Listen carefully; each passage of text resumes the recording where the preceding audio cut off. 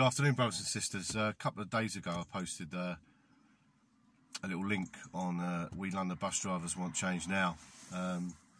Referenced David O'Sullivan, who was wrongfully, in my opinion, dismissed from Metroline Cricklewood, simply for looking out for his colleagues and doing what we're all responsible to do. Now, I just want to run something past you. I'd like to get you all to hopefully jump on board with this and help push out that information across the internet everywhere you can to anyone you know of in London buses, and let's get behind David and show solidarity for our brother who tried to protect his colleagues at Cricklewood Garage. Back in the middle of the pandemic last year, Metroline garages, there was drivers falling like flies, drivers catching COVID and dying, and Cricklewood was very, very bad. Had a very bad situation at one period of time where it was rife.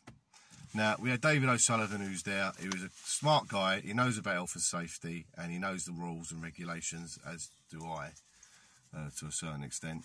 And basically, he was advising drivers not to put themselves at risk. Now, when you start working with an employer, they'll ask you. If I asked you a question, who's responsible for health and safety? The answer to that question is everyone. We all are. So when David stood forward and looked out for the safety of his colleagues and mentioned Section 44 and said, if you don't feel safe, don't put yourself in that situation, he was doing what he's supposed to do, because we're all responsible for each other. Although some people have a little bit more knowledge in health and safety, which he did, and he was just passing on that knowledge in a way of protecting his colleagues. And that's the way I see it. And I was doing exactly the same at Potter's Bar Metroline. I got banned from the company Blink app for posting on there because what I was posting was embarrassing management. It was showing management for how weak they are and how much they don't know. So what did they do? They banned me. So what happens in these companies is when you're one of those people who's willing to step forward and do what needs to be done when it needs to be done and do the right thing, they don't like that because it embarrasses them. And when you embarrass them, they want to shut you down. And in my opinion, the jumped up charges that David O'Sullivan was dismissed over is an absolute joke. And I do also believe, but obviously it's an opinion, so I haven't got the facts, United Union had a great deal to do with that.